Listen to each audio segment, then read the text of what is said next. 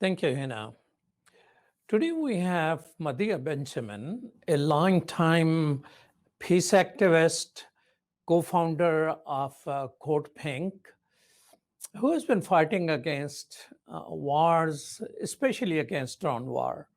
Welcome to Muslim Network TV. Thank you so much for having me on. Medea, you have been marching and fighting and raising slogans and demonstrating and interrupting presidents of the country to stop war. Are you happy today? No, I'm not happy at all. I feel a mixture of sadness, anger, grief, regrets. Certainly not happy. So what is happening? Right now, U.S. has left. Taliban are in control, uh, and Biden is being attacked for taking people out. This thing is going on for a while, right? Most people are focusing on the horrors of the last 20 days and forgetting the horrors of the last 20 years, while the US has been raining thousands upon thousands of bombs on the people of Afghanistan, continuing a war that has led to displacement of millions, misery, and I think rather than looking so much at how we could have done the exit better, which we should look at and criticize Biden for, we shouldn't forget that it was wrong to go into Afghanistan in the first place, and that these last 20 years, the United States has not been the quote good guy respecting human rights and international law, but has instead been an occupying force. Madhya, in recent article, you have written that 80,000 bombs were thrown at Afghanistan. Where do you get these numbers? We actually get it from the US military's figure themselves. Until the last years of the Trump administration, they were publishing these figures publicly. Now it's harder to get them, but we take our statistics from the government itself. I think most people have no idea how many bombs we have dropped on Afghanistan. The fact that in our drone warfare, the vast majority of people who have been killed are not even the intended targets. Most Americans have no idea how many innocent Afghans have been killed. It was sad for me to watch the general yesterday when he was announcing that the last of the US troops were leaving Afghanistan, and he talked with sadness about the American lives that had been lost. He didn't even mention the Afghan lives. So the Afghan people have certainly not been foremost in the minds of the occupying forces in Afghanistan. It's really been about US interests. And when it was decided, and this is back in the Trump administration, that it was no longer in the US interest to keep this occupation going, that's why the US left, leaving the Afghan people to uh, the Taliban and to the poverty and misery that they have been suffering for all too long now. Has war, Madhya, really ended? War has not ended for the Afghan people. In terms of the US involvement, we know that the last US military action was a drone strike that killed an entire family, including 6 of the children. This is a symbolic reflection of so many of the US drone strikes that have been going on in the last 20 years and will probably continue to go on after the US has, quote, ended its war, unless we put more pressure on the Biden administration to say ending the war means ending the airstrikes as well. But for the Afghan people, this is just an interlude in an ongoing war. We don't know if there will be major resistance to the Taliban that will strike up a civil war in Afghanistan. We don't know what the fate of the Afghan people under Taliban rule will be, but certainly the war is not over for the Afghan people. In this last attack of drone attack, 10 people were killed, and they were one of the person who was driver was actually a military contractor for the U.S. government, and his soon-to-be son-in-law, who also was killed, was also working for a charity, uh, and they were waiting for the call to get on the plane to America. So there were no ISIS sympathizers. But who decides, Medea, who to kill?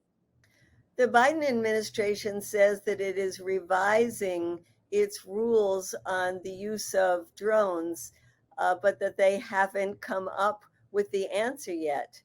In the meantime, it is an indication of whoever is in charge does not have the welfare of innocent Afghans foremost in their mind. I must say that I myself felt somewhat conflicted when I heard about this drone strike initially, because it was portrayed that this was a car on its way to blow up people at the airport. And I thought, well, I'm against drone strikes, but I must think that perhaps this was a case where there was an imminent attack and the US was trying to stop a much greater danger. But then the more you learn about it, the more you realize that this car perhaps wasn't even full of people wanting and explosives. We don't even know that yet. And certainly, uh, this is one example where a drone strike happened in Kabul, where the journalists can get to and try to get to the bottom of this. But most of the drone strikes are in remote rural areas where there are no journalists that are able to get to the bottom of it. And so we have been fed a series of government propaganda about the drone strikes being so precise and killing the enemy targets, when all along we either have no idea who is really killed, or we have been sheltered from knowing all of the innocent people who have been killed. And let's also remember that in the killings that the US has been doing for these last 20 years, so many families have been affected by that. And it is a recruitment tool for the Taliban or for ISIS or for Al Qaeda or for any of these extremist groups. So the fact that the US is out, we have to make sure that we do not continue with this campaign of killing people from thousands of miles away in the luxury of air-conditioned rooms by pressing buttons with no accountability for who it is we actually kill. How many people, Medea, do you know? I mean, is there a statistics how many people have been killed through drone strikes? There are statistics that some reporters groups and investigators have tried to come up with, but they fall short of the true costs, because it is so hard to get to these areas. And we're not just talking about Afghanistan. We have the issue of Yemen, for example, where a lot of these drone strikes are in very remote areas. So it has been very difficult to get real numbers. We know they are in the thousands, but we certainly will never get a full accounting for how many people have been killed. And there's also this issue of innocent people versus militants. And I will never forget having been in the home of a woman in Yemen whose 3 sons were killed by drone strikes and were indeed militants of Al Qaeda, when she said to me they were 17, 18, and 20 years old. They were against our government at that time, a dictatorship in Yemen. They were stupid to join a group, Al Qaeda, that was fighting the government, but itself was a terrible group. I told them not to, but they went anyway. And she turned to me and said, "Aren't there teenagers in your country that get involved with the wrong gang? Would you like them to be killed by a foreign bomb, or would you like them to be arrested and jailed and re educated?" So even when we look at the number of, quote, militants killed, let's think that most of them are young people, most of them not knowing what they are really fighting for, and many of them just going as a way to earn some money because they are desperately poor. So, whatever way you characterize the people that we've been killing, it certainly has been not the right way to deal with conflict. And let's hope that there will be some reflection now after 20 years of doing this to say it just doesn't work.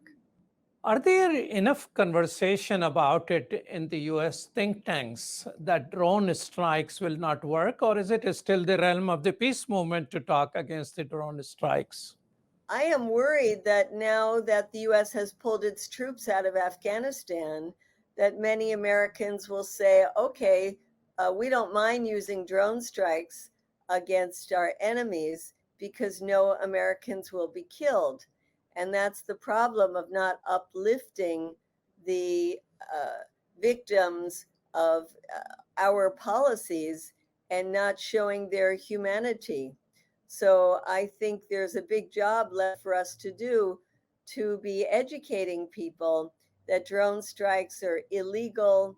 They're a form of extrajudicial assassination, but also to be educating the American people that it is actually creating more enemies of the United States and jeopardizing our national security.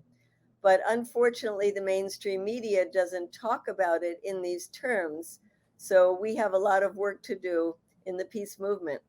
Medea, you mentioned that illegal.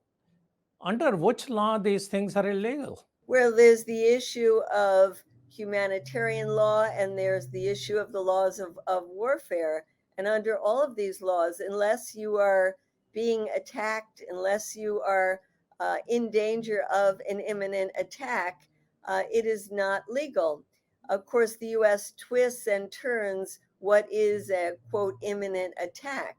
But we know now that the people that we are killing overseas, the vast majority of them have no interest in attacking the United States. They might be interested in attacking US soldiers, but if US soldiers aren't there, then they're not in jeopardy. So the best thing we can do to stop ourselves from being the victims of an imminent attack is to not be thousands of miles away in other people's countries. We have over 800 US bases around the world where the many of the host countries don't want us there. And certainly many of the people in those host countries don't want us there. So wouldn't this be a marvelous time to be thinking about the role of the United States in the world and to say it's time to reduce our military footprint and to close the majority of these bases and really use our military for defense, not for aggression. Well, thank you so much, Medea Benjamin, for being with us. Thank you for giving me this opportunity. Back to you, Hina.